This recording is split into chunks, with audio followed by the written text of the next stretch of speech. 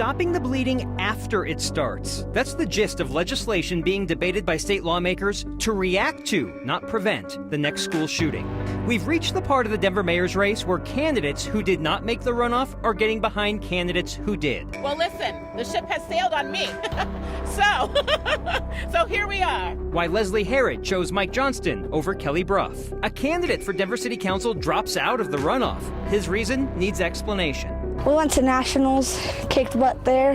How these middle school kids kicked butt in soccer without ever using their feet. And while Kyle's away, we have 10 million reasons to honor him. In a word, we'll say thanks. Next.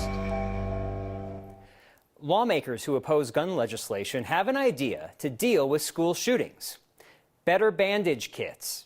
A bill that would provide schools with materials and training to stop bleeding is one step closer to becoming law today. Mark Salinger has some tough questions about a solution that is more reactive than proactive. If saving lives is the goal, these Stop the Bleed kits are critical once something has already gone terribly wrong. This investment is to help someone survive. In a legislative session focused on school safety, a new bill that passed the Senate today focuses on the morbid reality that schools aren't always safe. I certainly hope they gather dust, that there's never a need for them. Republican Representative Mary Bradfield is one of the sponsors of the bill. She says the goal is to have the kits at the ready in case someone cuts themselves or falls down or, yes, if there's a school shooting. Whatever we can do for schools to keep kids and staff safe. And well, we are all in. All in, unless it involves limiting guns. I asked Bradfield why she didn't support the gun bills that passed earlier this year that Democrats say would help prevent school shootings before they even happen. But you don't think people should necessarily have limits on the guns that they can buy? I'm not going to answer that. I'm a Republican. I think you probably understand when I say those are your Second Amendment rights. Bradfield says the state should instead focus on making mental health resources more accessible to help prevent more school shootings. It definitely intersects with schools' safety. Democratic Representative Mary Young also sponsored the bill, but supported the gun laws passed earlier. We're not trying to violate anyone's Second Amendment rights, but we have to have a whole complement of things that will provide safety in schools. The training would be free, so would the kits, but they're only useful if the unthinkable has already happened. So the goal, of course, is for these kits to never be used. Think of them like AED kits that are in nearly every public building just in case you need them. We know many school districts across the state, from Greeley down to Cherry Creek, already have these kits inside classrooms. It's worth noting, of course, Marshall, that it continues to add to the long list of things teachers are now responsible for beyond, actually teaching. Yeah, I don't want to sound too flip. I know these would have some sort of use besides the worst case scenario inside of a school. Yeah, exactly. And, we talk about these in context of mass shootings, and it's impossible not to, because that's when Stop the Bleed actually started as a national campaign, was after active shooters and mass shootings. But of course, the examples that they gave us is, think of, the groundskeeper, and this is exactly what Representative Bradfield said, was think of the groundskeeper accidentally falling and injuring himself while he's mowing the lawn. They're there for that as well. Well, if the Simpsons episode ever happens in real life where groundskeeper Willie does that, we'll be prepared. Let's hope not. Thanks, Mark. The most important political endorsements in a runoff might be from the candidates you defeated. Progressive voters may decide the Denver mayor's race between Mike Johnston and Kelly Brough. Today, Leslie Herod, one of the progressive candidates, endorsed Johnston. My conversation with her begins with, why not Brough? The question and the decision was not difficult, predominantly because I know Mike's commitment to ensuring that communities of color, communities that haven't traditionally been represented, younger people are represented not only in the campaign, but in the way that he leads. Specifically to the communities of color, is that something you don't believe that Kelly Brough can manage as mayor? I'm not saying that she can, I'm saying she hasn't been there as much. One key area Herod and Johnston differ is the potential of an overdose prevention center. Herod has voted in favor of legislation at the state capitol that would allow cities to open supervised injection sites. Johnston has said he does not want to open one in Denver. We do differ for now. You think you can convince him that he has already said he is not for one of those in Denver, that you can somehow say, but you are? Well, I can't say that for him, and I won't speak for him. But I look forward to bringing him on the journey that I went on. Herrod's endorsement of Johnston comes 1 week after former Denver Mayor Wellington Webb threw his support behind Kelly Brough. Webb had previously endorsed Herrod for mayor. For the people who voted for you, because they follow endorsements, why should they not follow him now? I'm only asking for folks to look at the candidates in the way that I see them, to hear Mike's message. That's what I'm asking. I'm not asking them to vote for him because I've endorsed or vote for her because Wellington has. There are progressives that probably cannot see a difference between Johnston and Brough. Do you see a difference? I do see a difference, and I hope that as we campaign together that folks will see that and see what I see as well. It's really about that core value, What is going to guide you when the conversations are tense? What is going to guide you when it feels like your values are in conflict? Do you want a job in a possible Mike Johnston mayor's administration? I was looking at one job, and so we're not looking at others right now. I'm going to finish the work at the Capitol, and we'll go from there. My full interview with Herrod is on the next YouTube channel. One endorsement that might have the biggest impact in the race is from the person who just missed the runoff. I talked with Lisa Calderon this afternoon. She told me she's still weighing her options, listening to her voters. She told me to expect something before ballots get sent out in mid-May. By the way, the day after ballots get mailed, we'll have our final debate between Johnston and Brough here at 9 News on Tuesday, May 16th. The June runoff election is not just for mayor. 4 city council districts will also be decided. Well, make that 3. District 7 was to have a runoff, but no more. Flor Alvidrez will be the next council person. Her runoff opponent, Nick Campion, announced today that he's about to be a father. And in a video posted online, well, he said this. Me and my partner felt it was best to move outside of Denver to raise his child. The candidate who wanted to represent Denver on city council announces it's best to move outside of Denver to raise a child. Campion told me over the phone he and his partner do not have family here and they will raise their child out of state. Campion barely made the runoff in the first place, finishing second by 107 votes.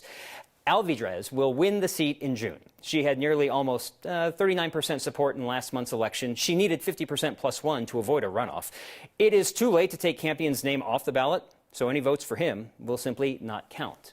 With Campion dropping out, both candidates must return any unspent fair election fund dollars. Campion and Alvidrez were set to receive a combined $44,000 from that taxpayer fund. The call is coming from the inside. Another Democrat in the state legislature wants more changes to a land use reform bill that was a highlight of Democratic Governor Jared Polis' State of the State address. That land use bill started out with the state setting new zoning standards for cities. For example, preventing cities from limiting construction of multifamily housing in certain neighborhoods. Overriding local control did not sit well with cities, and several Democrats needed to pass the bill.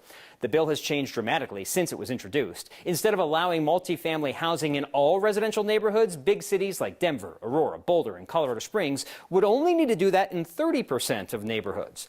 In an op-ed in the Colorado Sun, Democratic State Senator Rachel Zenzinger joined Republican State Senator Barbara Kirkmeyer in wanting the bill changed even more to remove language giving the state control over local land use planning. Zenzinger is vice chair of the committee that the bill is stalled in. If it does not get to the governor's desk, it will be because Democrats chose not to get it there. Cobbled Streets is a nonprofit ensuring Colorado's foster kids can participate in sports or music classes and learn the skills and confidence that will help them thrive after leaving the foster system. Since last week, your latest Word of Thanks micro giving campaign has raised $15,000 to make sure those kids and their families never feel left out.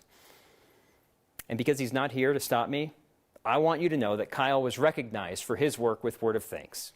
This weekend, the Colorado Broadcasters Association presented Kyle with a Public Service Award. In all, you and Kyle have raised $10.5 million for Colorado's nonprofits in less than 3 years. The award recognizes what he started and what you continue to make thrive each week. And many of the ideas begin with you. So if you know of a nonprofit that could use some help, please email us at next@9news.com. A big win by a Denver-based company leads to major changes at Fox News Channel. One of its hosts is tucked, and it's football, soccer, without a foot or ball. It's like soccer, but with drones. A unique sports team makes it all the way to nationals without ever setting foot on the field. That's next.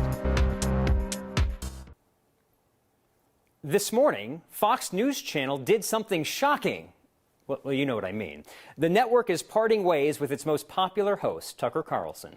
The announcement comes shortly after the network agreed to a $787 million settlement in a defamation suit brought by Denver-based Dominion Voting Systems. The lawsuit accused the network of knowingly spreading election rigging conspiracies about vote counting machines with evidence that included emails and texts with Carlson involved, though the network did not say specifically why Carlson was out. Also gone from network news today is Don Lemon. He posted on Twitter that CNN terminated him after 17 years, saying he found out through his agent this morning. I'll save you the emails. Kyle is back in this seat this week. A Colorado Tech CEO suing over Next's coverage detailing his social media posts about January 6th has agreed to drop his lawsuit. Littleton resident Chad Burmeister posted a Facebook photo from Washington, D.C. on January 6, 2021, with a man he claimed was the, quote, first guy to storm the Capitol today. The post was then changed the next morning to read, peaceful march to the Capitol. Next reported on this Colorado connection to January 6th, and Burmeister sued Kyle and 9 News' parent company for defamation. A district court judge dismissed that case, and Burmeister appealed. But before an appeals court heard it, Burmeister dropped his court challenge and agreed to pay attorney fees. Burmeister says he did not enter the Capitol, and he was never arrested nor charged with a crime. If oil and gas companies like Suncor were hoping to find a sympathetic ear at the U.S. Supreme Court, they're not going to get it. Today, justices rejected appeals from companies trying to avoid paying up for their impact on the environment. That includes Boulder and San Miguel County's ongoing case against Suncor and ExxonMobil. County leaders say those companies have contributed to the climate crisis and should pay to help mitigate its impacts, like air pollution, drought, and wildfires. Suncor and ExxonMobil wanted the case moved to the federal circuit. They argued state courts are too likely to side with local leaders. Similar cases are underway in 4 other states, and today the Supreme Court said they will not consider any of those cases, sending them all back to the state courts. Buckle up. A spring storm is on the way for us tomorrow. This means heavy mountain snow coming your way. If you're doing any traveling tomorrow and into Wednesday, a big heads up. The foothills also will get hammered with snow. This means slick, icy roads up there. It's just going to be a mess. Here in the metro area, however, the system is still fairly warm, so we're mainly just looking at rain showers throughout much of the day tomorrow. Possibility for it to switch over to snow early on Wednesday morning. As we look tonight out there on HG9, you can still see a little bit of light snowfall beginning to push in. This is just kind of the appetizer, the beginning of this storm. Nothing but cloud cover across the urban corridor, but we'll be watching this storm system diving into far southeastern Colorado, into portions of northeastern New Mexico, and that means we're going to have a really good upslope flow. Those counterclockwise winds allowing for a lot of moisture to just be wrung out across the Front Range. As we look at the future cast, it's 4 o'clock tomorrow morning. A little dose of some light rain. We'll get a brief break by about 9-10 a.m. and then later afternoon, 4 or 5 o'clock, another round of rain, and that's going to continue throughout most of the evening hours. By about 5-6 a.m. early on Wednesday, we could potentially see that rain snow line inch a little closer here to the Denver area. It's going to be wet, slushy snow, but for our friends into the southeastern corner of the state, they also will be looking at some pretty nice snowfall setting up. As far as the watches, the warnings, the advisories, everywhere in red will be under the warning. 8 to 16 inches for the high country areas as well as the foothills, 1 to 2 feet across our central mountains, with the advisory further to the west. Tomorrow here in town, temperatures still will be mild. And like I said, we might have that brief break early in the morning. It's coming, don't you worry, in the later afternoon and evening. Highs returning to the 30s and 40s up in the mountains, 50s for the metro area. Again, those scattered showers early Wednesday, 60s on Thursday before another storm rolls in early Friday morning. Take it from someone who used a video game controller to play sports growing up. This is pretty darn cool. It's like a sport. Some people call it a contact sport. Win or lose, this team gets to bring home the hardware. That's next.